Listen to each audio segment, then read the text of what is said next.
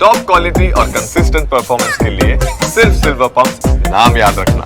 અનેક ઘટનાઓ સામે આવી રહી છે કે જેમાં અકસ્માતની ઘટનાઓ અવારનવાર આપણી સમક્ષ આવે છે, જેમાં રફતાર બનીને જે લોકો નીકળે છે તે લોકો બીજાનો વિચાર નથી કરતા।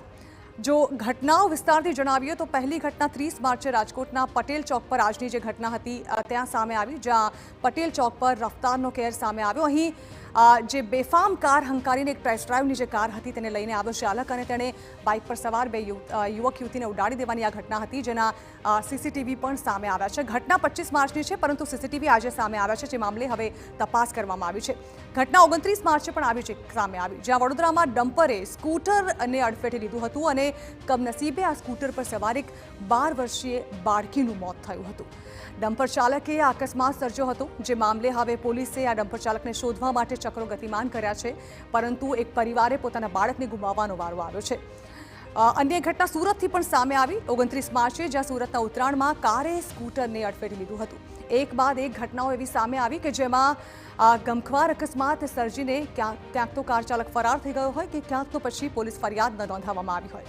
આ જે અકસ્માત હતો તેમાં એક યુવતી જે છે તે ગંભીર રીતે ઇજાગ્રસ્ત થઈ, જેને તાત્કાલિક સારવાર માટે ખસેડવામાં આવી।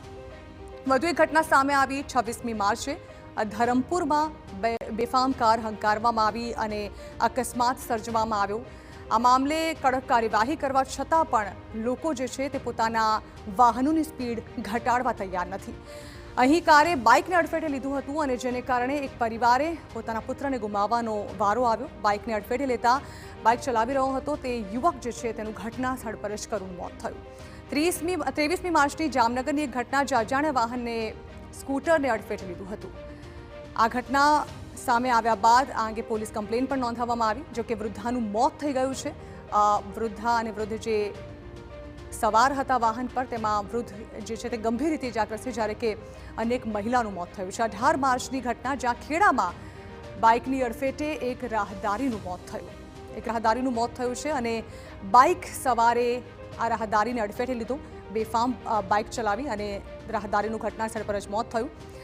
તો 18મી માર્ચે વાહનની અડફેટે કુલ 3 લોકોના મોતની ઘટનાઓ નોંધાઈ છે।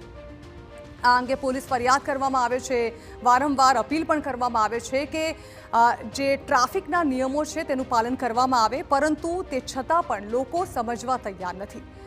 અનેક ઘટનાની વાત